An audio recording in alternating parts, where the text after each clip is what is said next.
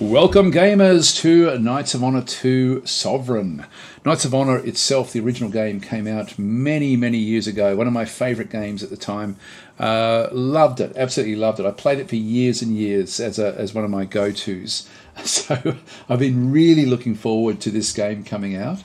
And I've been covering a little bit on my chat tactics sessions on Mondays, which the reason I'm actually recording this early is because this will be going up basically at the same time as I'm doing my chat tactic live stream. That's when I'll be allowed to actually then show this game. So this will be going up as a video, hopefully at the same time. I'm recording this about 7 hours before I do that live stream. So it's a bit of a last minute thing. I ran out of time to be able to sort of do a proper video on the game. I wanted to show what the game has got, just in case you're interested.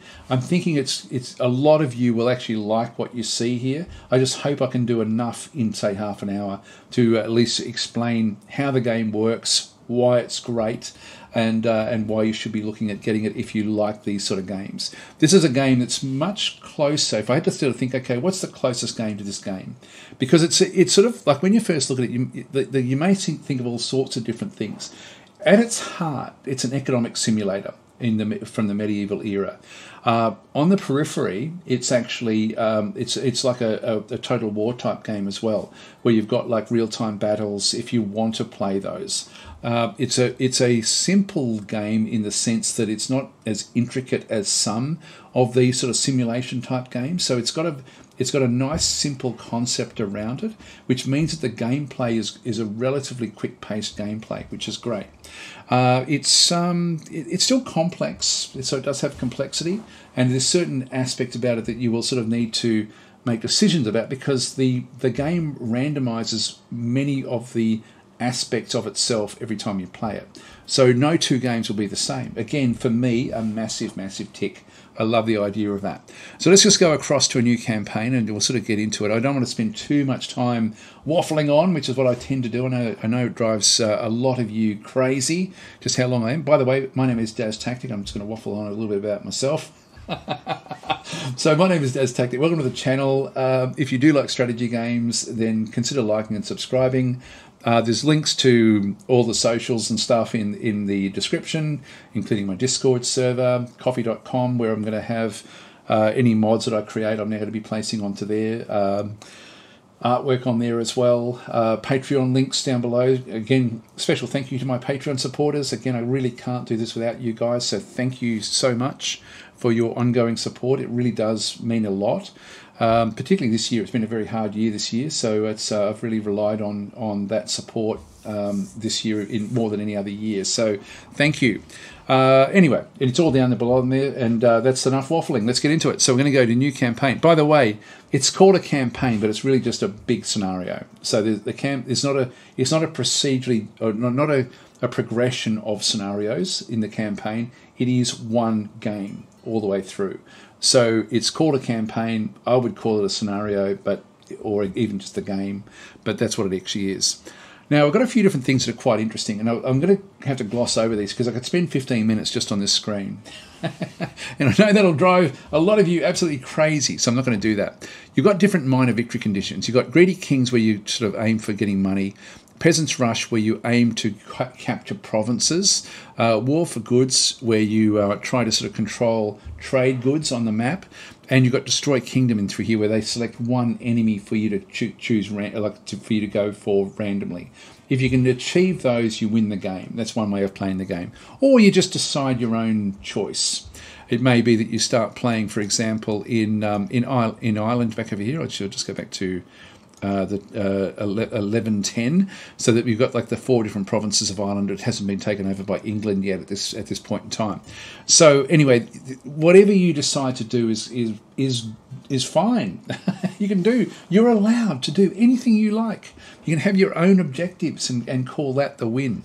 Anyway, so the minor victories are interesting. And if I go and click, for example, Peasants' Rush or one of the others, I can then get like a specification of what that will actually then go and mean. So in this case, I can choose from 5 provinces that I've got to win up to 100 provinces. So either a very long game or a relatively short game. So let's just go with 5 provinces for this run. But they've all got a different sort of set of parameters around them. So that's a really interesting aspect about the way you can play the game. Again, the game is not a simulator. It is. I mean, it's a simulation of to a degree, but it's not a historical simulator. So just be aware of that. You're not going to be learning much about the history of a country by playing this game. Not like you will with some other games. It's not as deep. It's not supposed to be as deep as those other games. This is just a fun game to play. Okay, so the starting period you saw through there. I've got 3 different starts. Doesn't really have a big bearing on the game, other than it just sort of sets out where the starting positions are for each of the actual locations. So that's pretty much all it really does. Difficulty normal, of course. You can either pick kingdoms, provinces, or you can have the game choose a random kingdom for you or a random province to get started in. I'm just going to go and choose. I'll go to kingdom mode in this instance. Now, the kingdom size is actually quite interesting. Historical means that it's going to your starting kingdom. Now, the other kingdoms won't change, but your starting kingdom will be based on what it was like at this particular point in time. But you can go and choose, and I would strongly suggest you do this. The game is good to learn at about 3, maybe 2, 3, or 4 provinces. You don't really want to go lower than that. You don't want to go more than that. So if we chose 3 provinces as our start, I can choose a large area and still have that as my kingdom. And so if we go, for example, and choose York, even though this is part of England, it's just going to grab the 2 other provinces around it and just make another kingdom out. It will still be England, but the rest of England will be called something different. And so that will then be a different kingdom that we'll then have to sort of deal with. So anyway, we'll go 3 there, religious standing. I won't go through too much more of this one through here. I will actually ramp the gold up to very high, just so I can sort of talk about things and show how things actually do work. So we've got that one in through there. King's aging, espionage roll full. Yeah, again, if you don't like the espionage, you can sort of dial it right backwards if you're wanting to. So the choice is yours, but we're going to choose York with this 3 province start. So we'll just get started. Here we go. So spies provide vision on enemy territories and towns, which may be invaluable in building an offensive strategy. Here we go. I'll just press the P key to pause the game. So there's a pause down here, or the P key. I don't know why it's not spacebar. Spacebar is sort of what I'm used to with these sort of games, but it's not. It is the P key.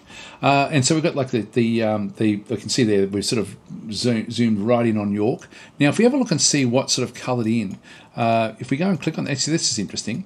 We've got Newcastle is not one of ours. So we've actually now got the 3 provinces we have is York, Nottingham and Warwick in through this side. We've got the 2 Welsh provinces available in through this other area. Actually, this is split up as well. Winchester has actually split away from the rest of the, like London and Canterbury is its own little entity as well. So we've actually really split up England by choosing York. Now, other times when I've played it, these have all been connected still, so again, it's going to be different every time you play it.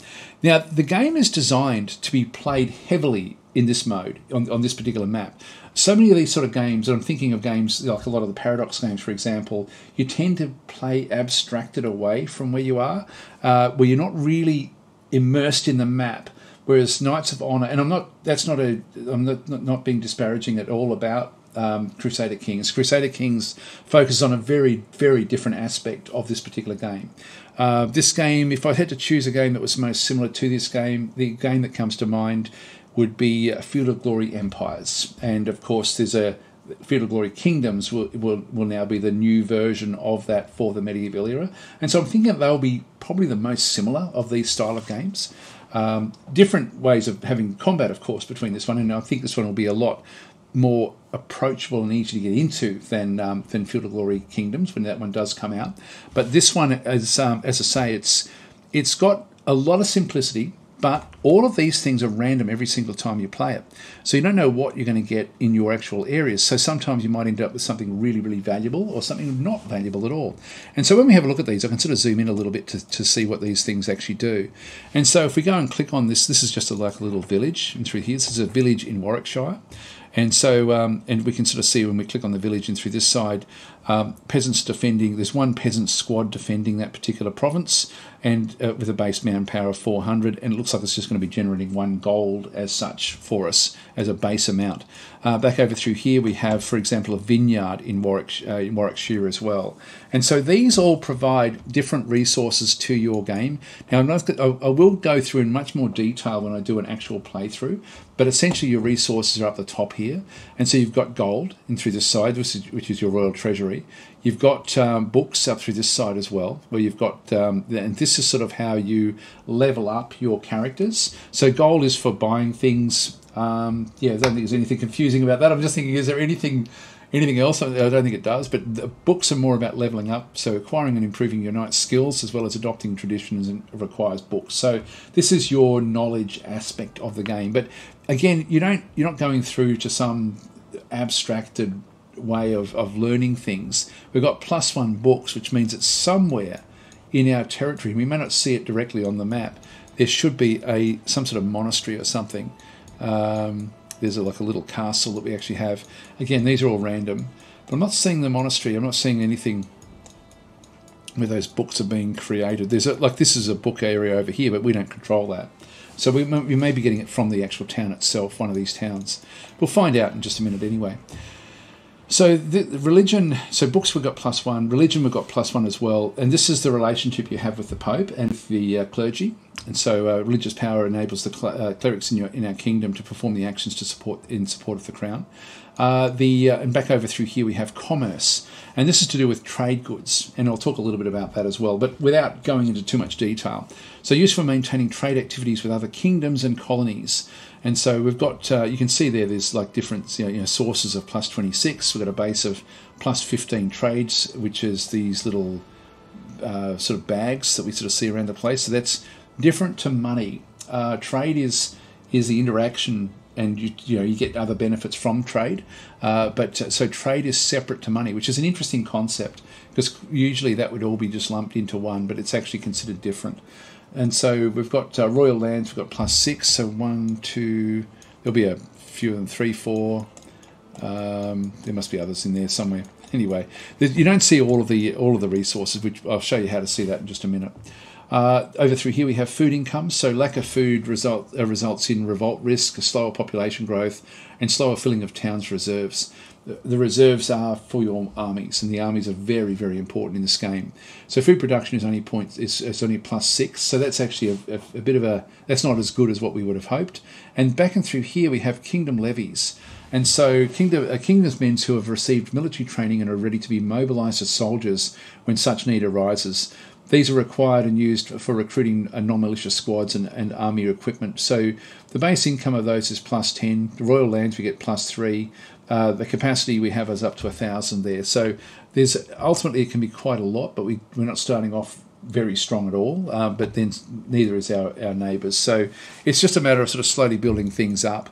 Now, if we go and have a look at we're talking about the actual map itself, so let's just continue on in that regard. Like Nottingham, for example, actually, let's go to Warwick.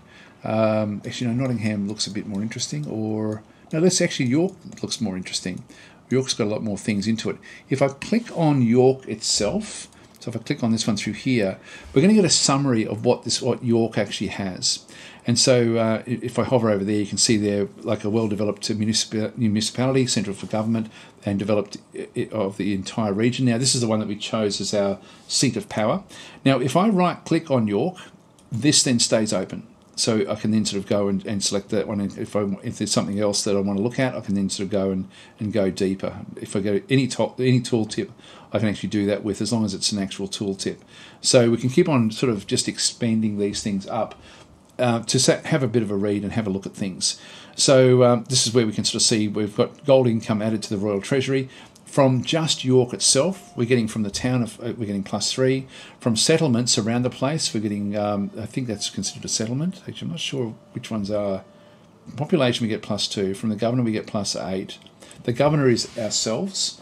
In this instance, we'll be governing York, but we won't have anyone governing the other two centres, and we'll talk a little bit about what that means as well. So royal income, royal lands, we're getting 17 essentially back in through there. So that's the total amounts. From town, that may be considered a town back over through there. That's a village. village in through there. You can see that a lot of these have got other things in there. This is a horse farm.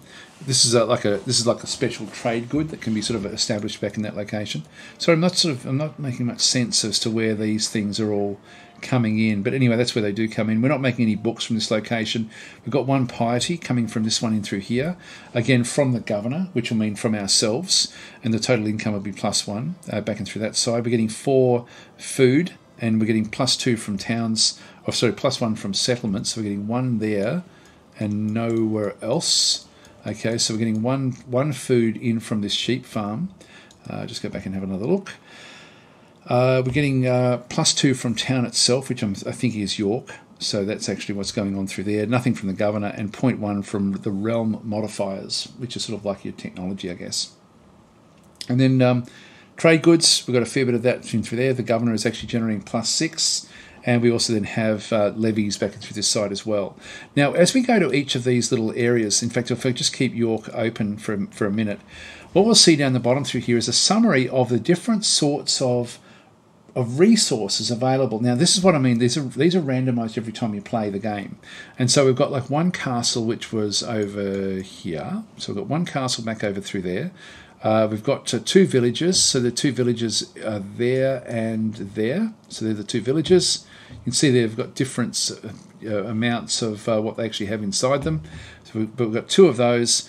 We've got 3 coastal settlements. Actually, that's a coastal settlement there. That's a village. These are the villages. Actually, no, that's a village there, I think. What's that one there? That's a logging camp. Okay. But these are still on the coast, so they'll still be a village plus a coastal settlement. So that's they're sort of important designations, just to know that there's a lot of those sorts of things on the map, plus things like sheep, horses, deep forests from the lumber camps, and also saltpeter deposits.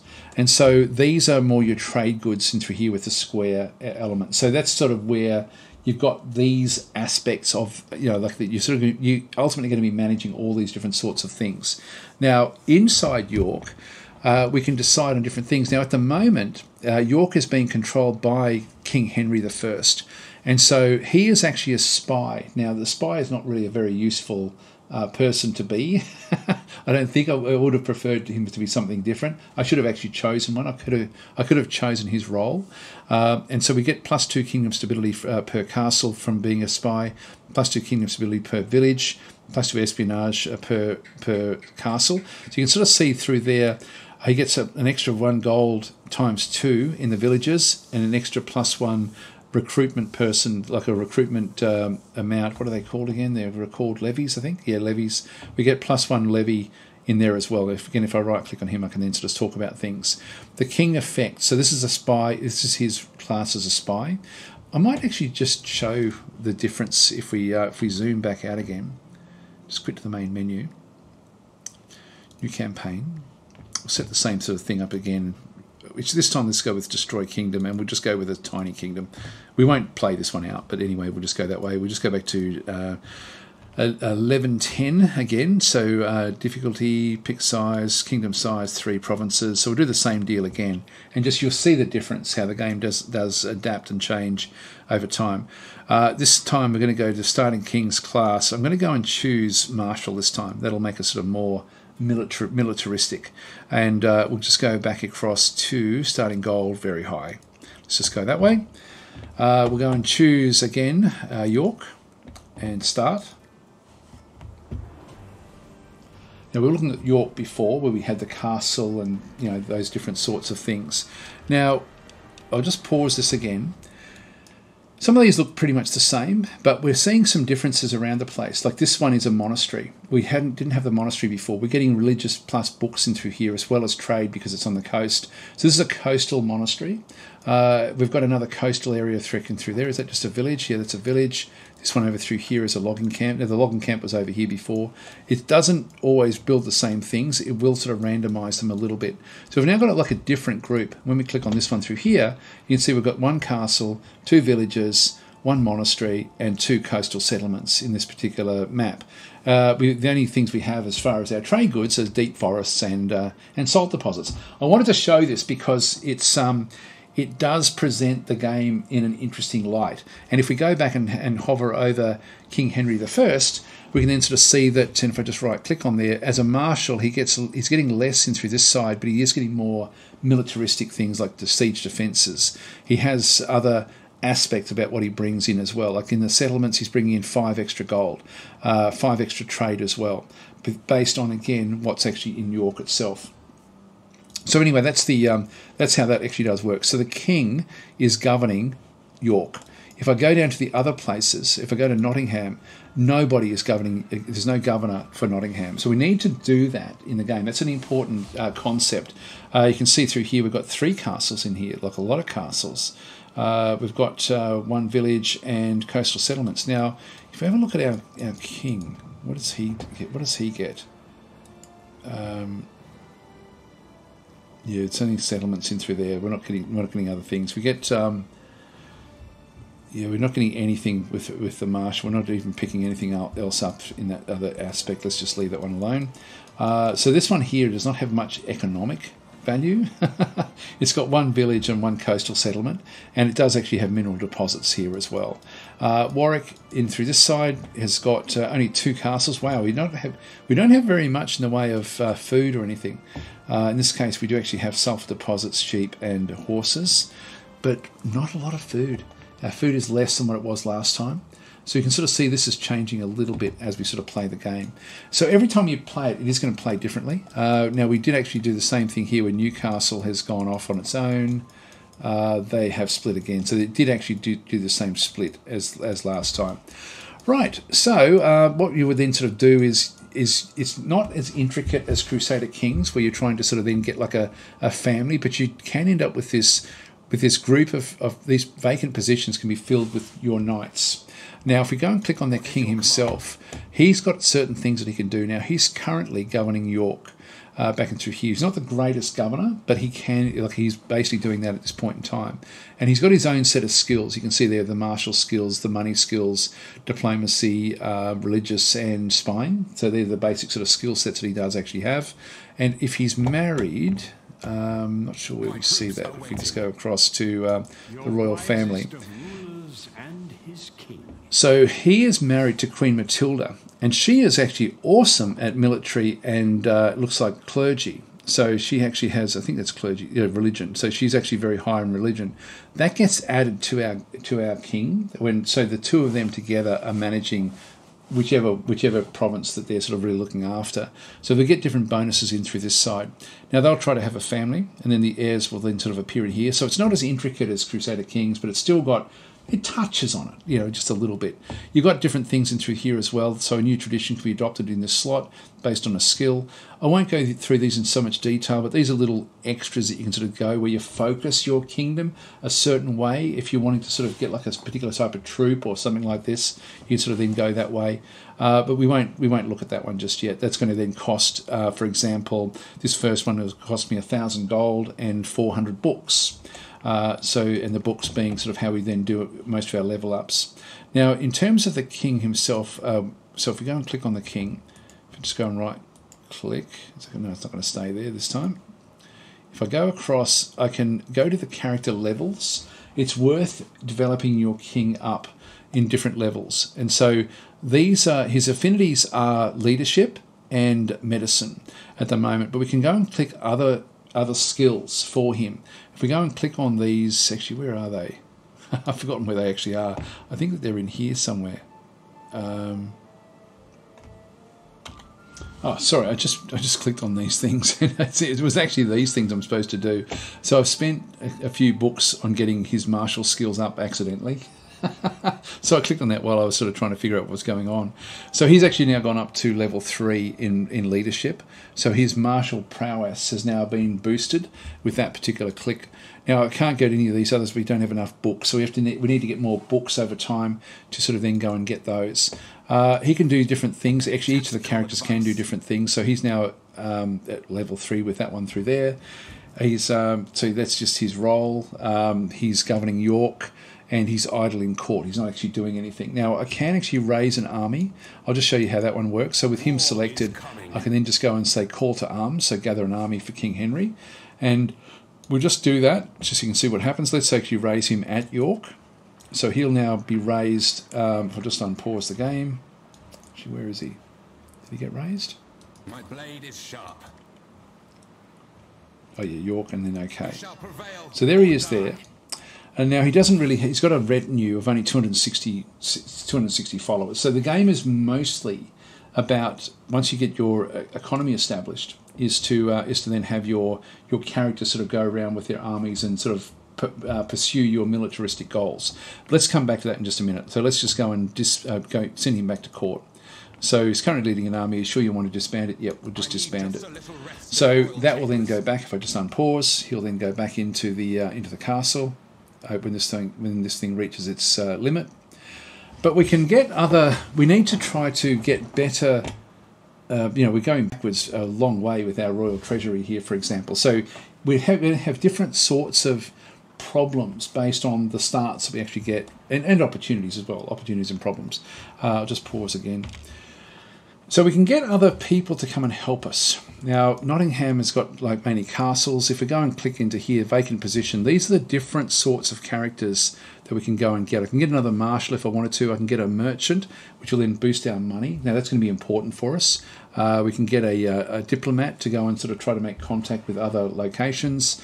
We've got a cleric or a spy. Let's go and grab the merchant for starters. And you'll see that the merchant has got different set of skills as well. Again, they've got the character levels in through here that I can go and choose. But again, these are going to cost me heaps of books. These only go up to level 1. They don't go up to level 3. The king goes to level 3. So the king is more valuable to level up. Much better bang for buck. Back in through here, he's not governing a town. If we go and have a look at the towns that he can then go and govern, he's only going to get 1 gold by governing York. He's going to get 1 gold by, there's 4 settlements in Warwick, and there's 4 there. York has got 5.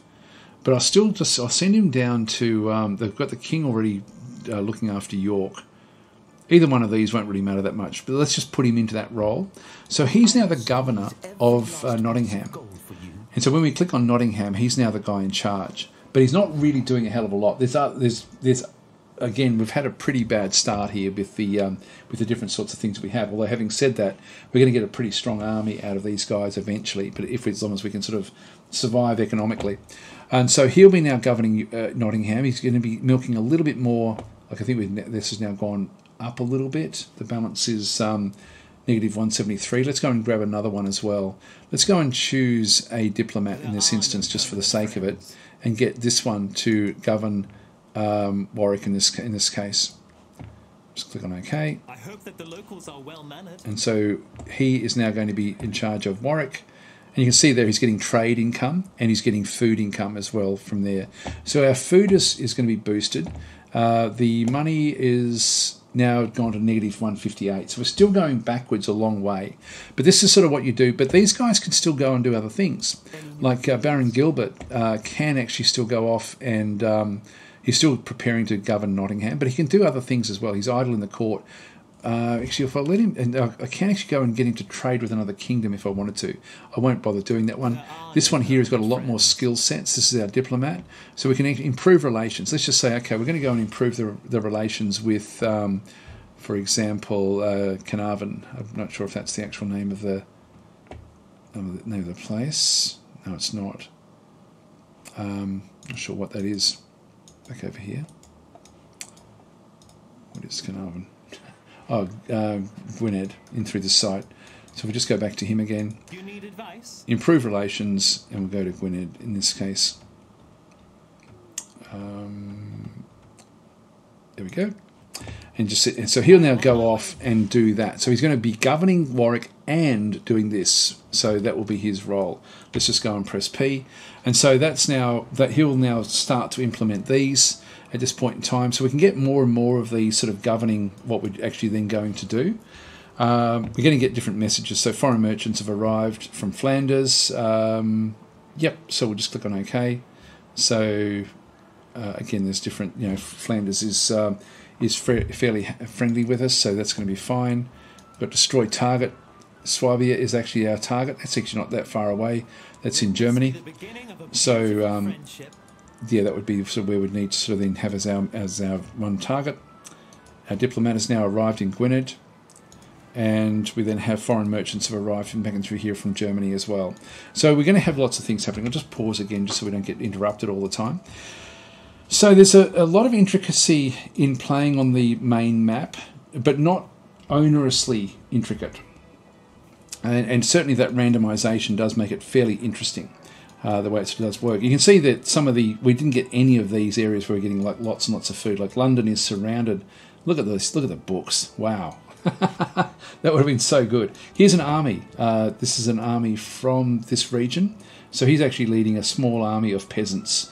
I should show how that one does work. But this army, I don't know where he's wandering off to. He's not at war with us. But anyway, he's probably collected them from Canterbury and is now... Actually, no, that looks like that's the same. No, it's the same kingdom. Yeah, there's still all the same kingdom in through here. I can click on that to see who this one actually is. This is Baron Udo of Bruges. So Bruges is back over here, I think. Yeah, so he's come from over here. But he's still part of this kingdom. This is all part of the one kingdom, that's right. It's all part of the old England, with the way it sort of does work. So it's really cool the way it's sort of like, again, it just creates like a simplified area for you to then have your battles and randomly generated each time you actually do play it. So if I just unpause, he's just going to wander off. I'm not sure where they're going. See how they're just armed with pitchforks? So these guys here are a low level, and really everyone's going to be in that category at this point in time. I don't know where they're wandering off to. Potentially, yeah, they've gone back into here. So they've actually now moved their army into London. So London has now got that particular group is now sitting at London, and you can sort of see them sort of listed up the top there. Now, from our perspective, if we go across to say York, I can then recruit from York if I wanted to. So let's have a quick look at the sorts of levies and troops and things we actually sort of do have. So the loyalty is 100% back in through this side. But if I click on this available units back in through here, these are the different sorts of units we have. Now, different places will actually have other types of units that would be available.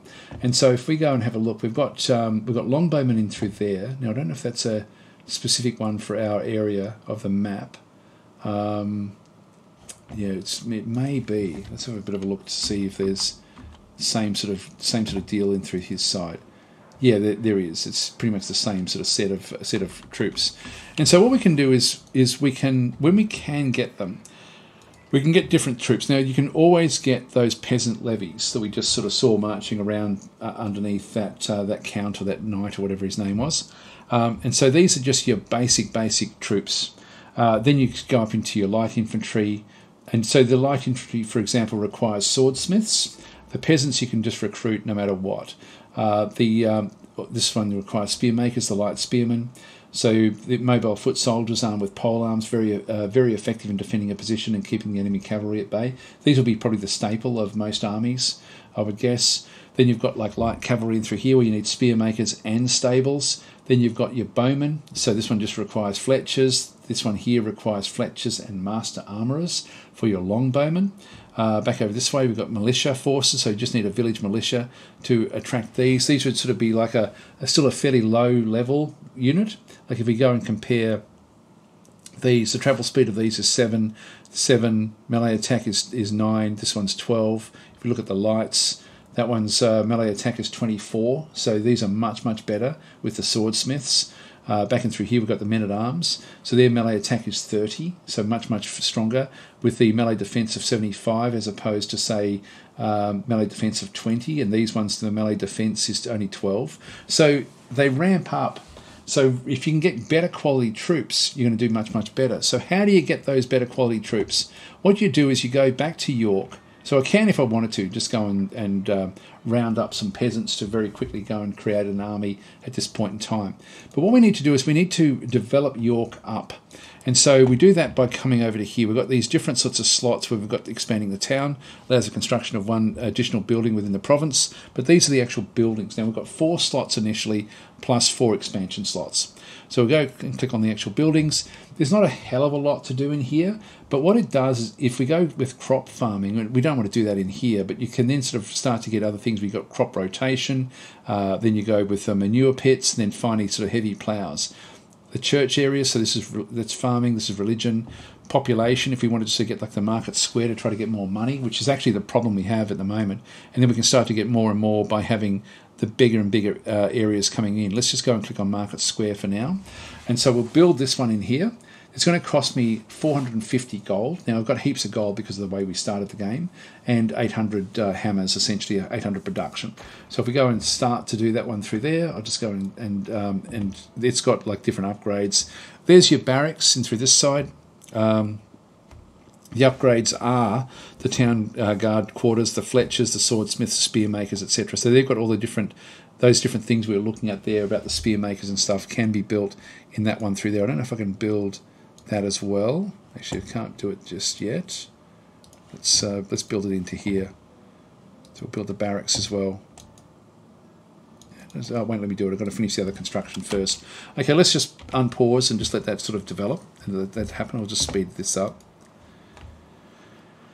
Just so we get it actually constructed. You can see it'll just take a bit of time. And so a lot of this early portion of the game will be about just establishing what's important for you, and that will be really geared as opposed, or not opposed, but from what's around you. So there's a lot to consider every time you do play the game. So it's not just you always play this particular way. All right, so it looks like York is now finished. Let's just pause that again. So we've now finished off the market square. So if we have a look at the market square and through here, we've now got scribe offices, tax collectors, courthouses. This one here is going to cost me 890 to build a tax collector. So I can actually go and grab these, but let's go to the next one across and grab ourselves a barracks. We'll build that. I'll just sort of show you the upgrades.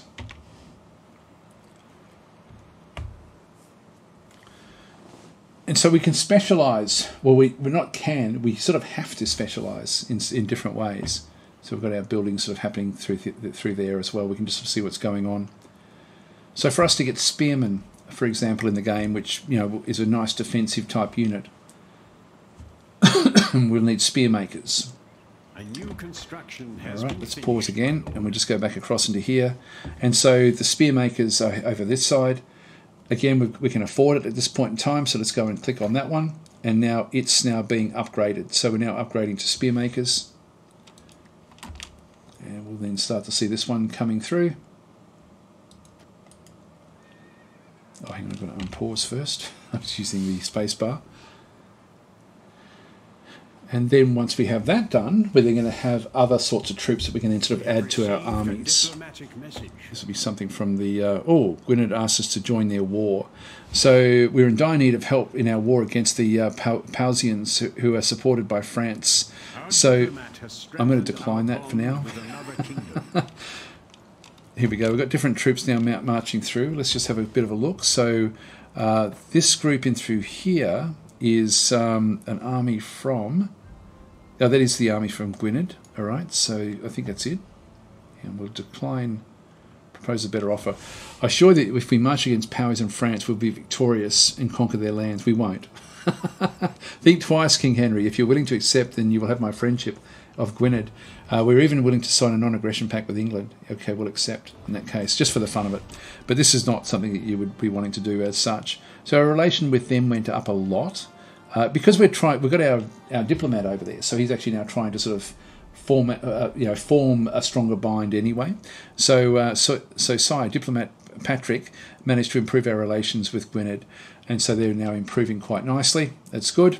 And we're shaking the peace of Europe by stupidly attacking Powys, an honourable kingdom and friend to Munster. This was a mistake, so Munster has gone down in their estimation. So we'll just click on OK. You can see the sort of like the parameters down through the side as well. The Gwynedians are now pleased, so they've now sort of moved up even higher. Just click on OK as well. And the French are now angry. We're now at war with France, which is not a good idea. Not when you're a little three-province kingdom. The Flemish are angry as well. So it's going okay. The Germans are angry with us. The Pausians are angry. We're now at war with them as well. And so we'll just click on OK. And the Flemish are angry. God, they're all angry. Okay, everyone's angry with us. Let's. We won't not going to be fighting as such in this one here because we've already run out of time. We've gone well over. Back in through here at this location. What I'm just going to do is I'm going to wait for that to be built. So we'll just go back and press P. Enemy troops have crossed our borders. Here we go. Call to arms. A Okay, castle is under now we siege. have a An problem upgrade has been where completed, my lord. France has now invaded Warwick. So King Louis's army has crossed the border at Warwick. If we just go to it and have a bit of a look, just click on OK. And so he's now laying siege to this sort of area. So there's a king, like there's a siege near Warwick at play. He's got a lot of troops, like a hell of a lot of troops in through this side. Don't know if we can see what his troops are actually made up of. He's quite strong as well. He's a French marshal. That is the king. That is the king. We've got 620 manpower back in here, just defending this particular castle while they attack it. And so what we need to do is we need to now come and raise our army. Respect my authority. So we'll raise him at York. My sword was getting rusty. I'm going to push him into the castle. Set up camp. So I haven't disbanded him. When I click on the castle, he's now in the castle as an actual commander. Let's go now and raise some units because we've now got our spearmaker. So yep, siege near Warwick. We'll look at that in just a minute. So now we can raise either peasants or spearmen. So the spearmen are stronger than what the others were. Like it's got very, very good defense. And so these cost me 105, 20 food, which I've only got 11. So I think I can still make one of them perhaps. And then 200 of the recruits. So I've only got 500 odd there. These require only 20 food again, and then 3 of the actual population of the town. So we sort of we're sapping some out of the population. Let's just go and click on these, so we get one less in through there with those. I can grab 2 of those. So I don't know if I can get many of these. Yeah, I can get 2 of those as well, and then I can drag them up into his army. So we'll just go and throw them into the actual army through here. So they're different groups that he'll then actually go and have. And we now just go and grab the king again and just move him out. So he's now going to be moving off. We'll send him straight to Warwick. I could send him to Nottingham to go and pick up more troops. Warm food at last. So he'll end up going that way. I'll just go back to normal speed so we can sort of see what actually does happen. So he'll now march across. He's got 2,000 warriors, which is only half the strength of the other group. At Warwick, we only have the ability to pick up peasants, so we can only sort of do this. We can only pick up one of them. So we'll head across this way, get them to join the army, and then we'll try to relieve that siege and just to see how we go. Okay, are you going to help us? No, he's going off doing other things. My blade is sharp. So much for Home, sweet home. so much for helping us. So you can see there that the levies have now been drawn up from the population, and similarly back up through here. We've sort of taken up most of our troops from those locations. Okay, so we're now in here. I'll just pause again. Go back in, drag you back up. So we've now got this group in with the king as well. Let's just go and continue on, and we're just going to go and relieve the siege. Now, we've only got 2,500 against their 4,700, so this is not anywhere near good enough. I knew that going against France was not going to be in our best interest long term. So they're trying to, they may be doing an assault at this point in time, are they? No, it's still in the siege mode. Once they get down below 50%, essentially they can then start to do the attack. Let's attack them from both sides. Now, when we come in, it's not paused yet, but we've got we can either just counter-attack in through here, so order your troops to engage the enemy. You'll observe the battle in simulated form, or I'll lead the battle. I might just sort of show what it looks like. So they've lost a little bit in through here, so they're a little bit underdone. We've got 3,167 men, including the troops from the castle itself. So we'll lead the troops. I assure you we shall lead this battle. I won't play much of this, but it'll just give you a bit of a feel for the actual game itself. I think there's a whole lot of stuff that it comes up and explains how to do this part of it, but I'll just show basically what it is. I mean, I've gone well over time. So here we go. Sire, here is our enemy. So that's the enemy. Our men can capture these points to secure a swift victory. So that's the victory conditions.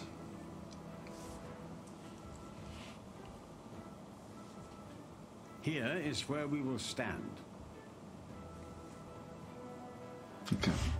We can always skip that. I'm just going to skip all of this stuff. Okay, so we've got our troops in through this side. It's basically... Hang on, I'll just disable all the tips. So it's intricate. I won't go into in detail. I'll do that when I actually do a series.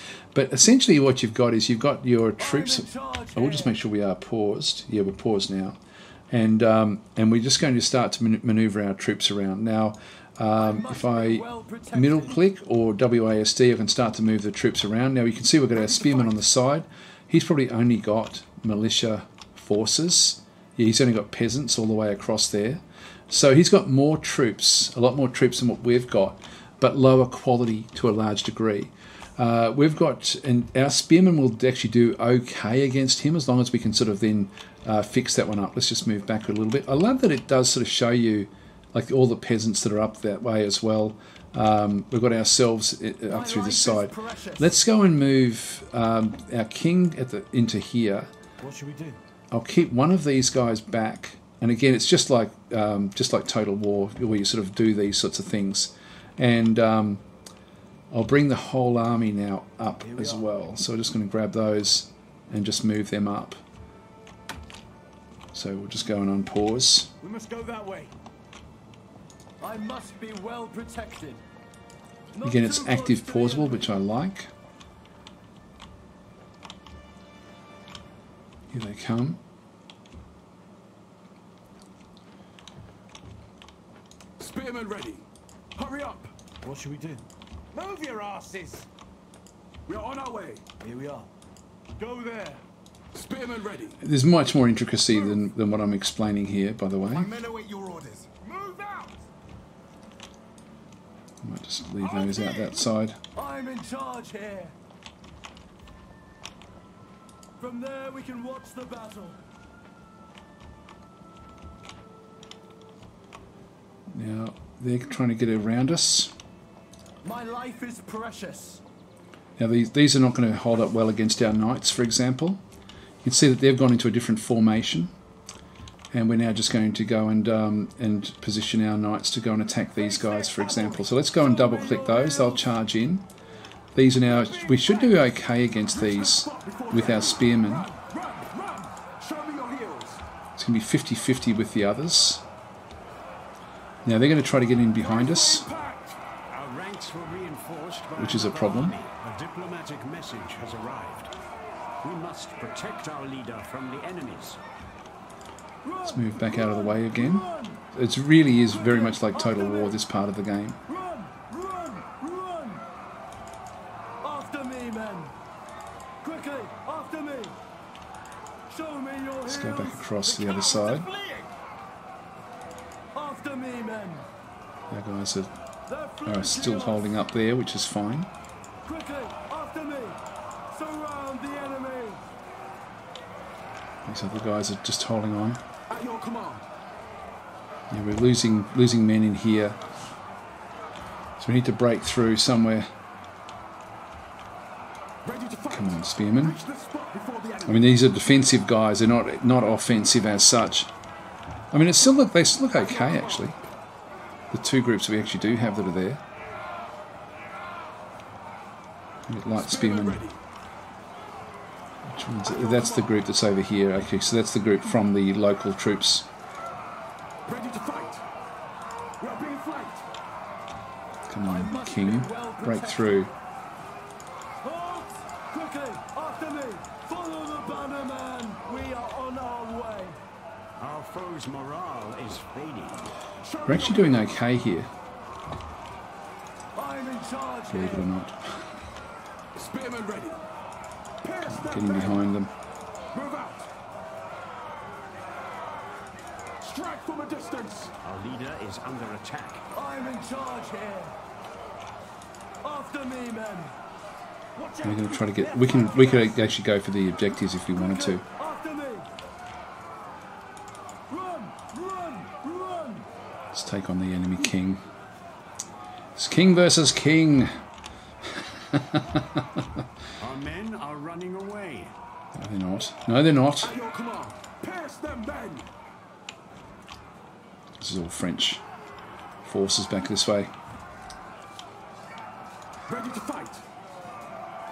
My life is precious. Actually, we are in danger here. Charge here. Saying that we're doing okay, though.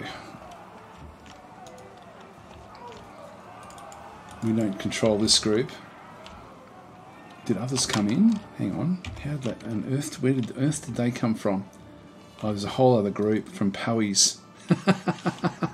So this is not good for us. Oh no, this is ours. Okay, this has come in. This is actually Baron Sisel of Carnarvon. We don't get to do what he's going to now. I was wondering how on earth we got into here, but we're going to win this battle because he's now brought his troops in. So he's actually come in. This is our ally. We must smash his way protect our through. leader from the enemies. They're running away! Yeah, they're now starting to disintegrate. They were holding on well. I must be well protected. Our squad morale is very, very high, but our hit points is low. And they're going to start to break morale. Anyway, I won't go through the intricacies of what this is, but we're going to win this battle. is the upshot. They're nice, quick little battles, and it very much Crusader Kings-esque. The enemy troops are losing hope quickly. Let's go and surrender these guys. Don't slow down. Yeah, they're running now. There's the archers that they've got.